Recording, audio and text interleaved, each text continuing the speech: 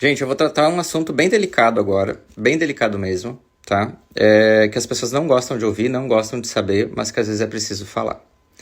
Todo mundo procura o Pai de Santo para resolver um problema, sabe? Todo mundo procura o Pai de Santo para colocar a vida em ordem, para resolver as coisas. E aí a gente acaba atendendo muitos médiuns em desequilíbrio, muitas pessoas com uma caminhada espiritual que chegam pra gente, e aí a meditação não deu certo, o centro espírita não deu certo, a yoga não deu certo, a ayahuasca não deu certo, o terreiro, né, é a última alternativa. Sempre.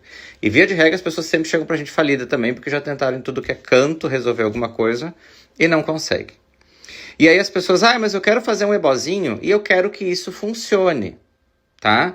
Porque daí eu quero cozinhar uma canjica branca, eu quero tomar um banho de cachoeira e vai ficar tudo bem. Gente, não é assim que funciona. E vamos entender por quê.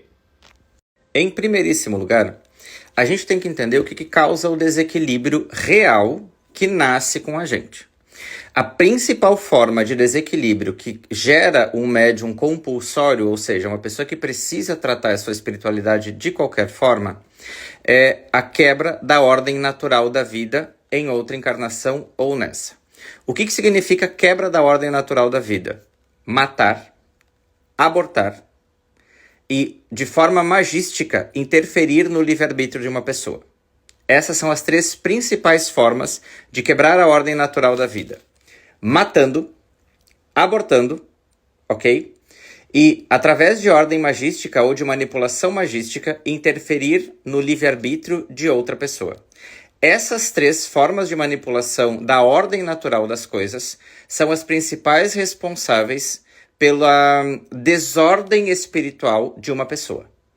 E aí, quando a gente pensa que a nossa geração não, mas as gerações anteriores faziam isso de forma muito natural. Porque os princípios éticos que nos norteiam hoje não foram sempre os mesmos. Os princípios éticos da geração índigo não são os princípios éticos da geração de ferro que nos antecedeu. Então, desde eras muito primitivas, a morte do semelhante era uma coisa, em alguns aspectos, até natural e necessária para a proteção da comunidade. Não é mais a nossa realidade, que fique claro, mas a origem dos nossos problemas não condiz com a nossa realidade. A nossa realidade condiz com a solução desses problemas. Então, antigamente, né, quando acontecia alguma coisa, alguém invadia ou alguém desconhecido, ou qualquer problema acontecia, a valorização da vida não era como hoje. Então era sim muito comum matar o seu semelhante. O segundo aspecto, né, que é o aspecto do aborto, ele já foi uma coisa muito natural. Muito natural mesmo. É preciso admitir que a Igreja Católica e muitas linhagens espiritualistas de valorização da vida mudaram o conceito disso já há algum tempo, né? Mas quem de nós das gerações anteriores não conhece a história daquela prima, daquela tia ou daquela conhecida que engravidou não sei de quem, a família não aceitou e aí a criança foi abortada e a mulher foi para um convento? Essas coisas eram comuns acontecer, né? É importante que a gente entenda que a nossa realidade e a realidade das gerações anteriores não é igual. Então, isso sempre foi muito comum. As prostitutas dos prostíbulos, né, as trabalhadoras do sexo faziam isso de uma forma muito natural e de uma forma muito agressiva, porque elas não sabiam que estavam grávidas logo. Às vezes elas precisavam que a barriga crescesse, então os abortos eram agressivos. E isso era comum. A ética humana colocada dentro da seara espiritualista também não é uma coisa muito antiga, né? Porque tirando linhagens orientais, os cultos em si, eles não tinham muito a noção de civilidade, de respeitar o livre-arbítrio das pessoas, né? Então a manipulação magística ela era feita a níveis muito profundos. E existia isso, existe isso ainda, e parece-me em alguns aspectos que isso está se fortalecendo e ganhando um novo viés. Porque quando você pega um pastor evangélico obrigando a pessoa a fazer alguma coisa conforme a vontade dele, isso é manipulação magística que interfere no livre-arbítrio, né?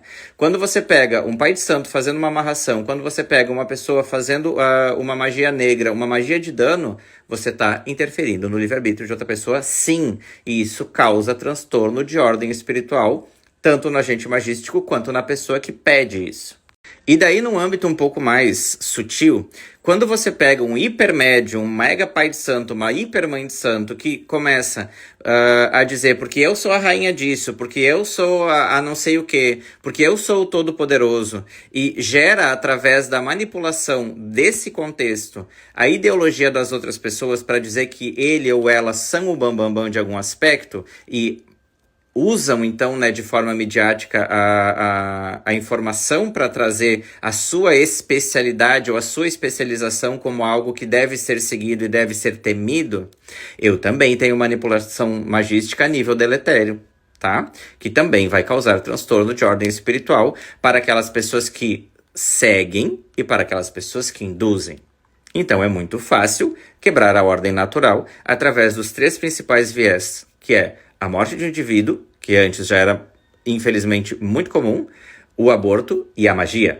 E aí você vai pegar uma pessoa que tem todas as formas possíveis disso acontecer dentro do seu espectro encarnatório, que está aí na 40ª, 50ª encarnação do mundo, tendo pela primeira vez a oportunidade de costurar essas amarras.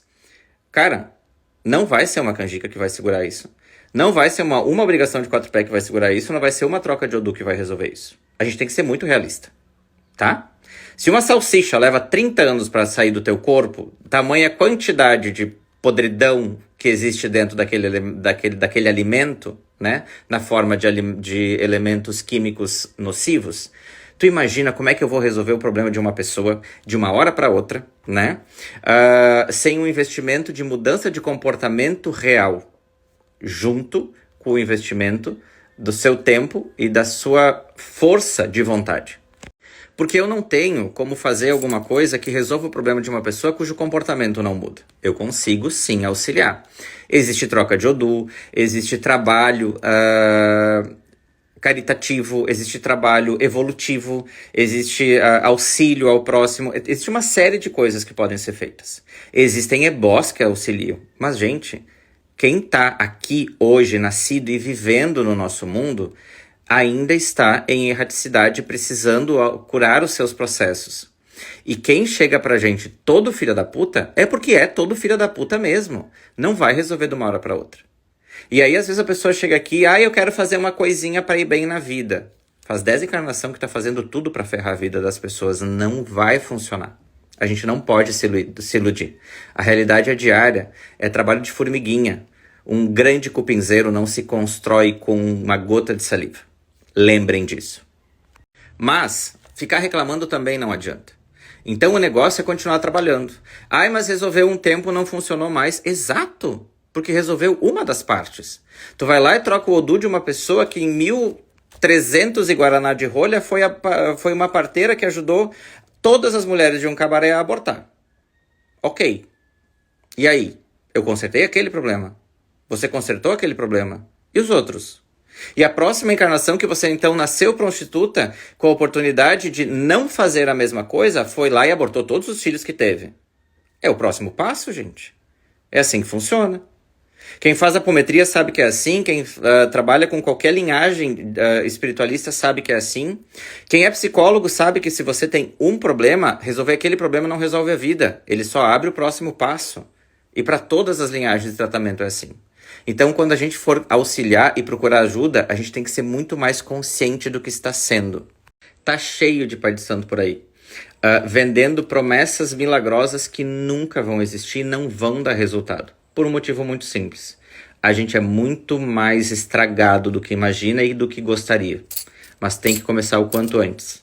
Porque com o tempo, a gente consegue sim resolver boa parte das coisas. Mas com o tempo, não com pressa.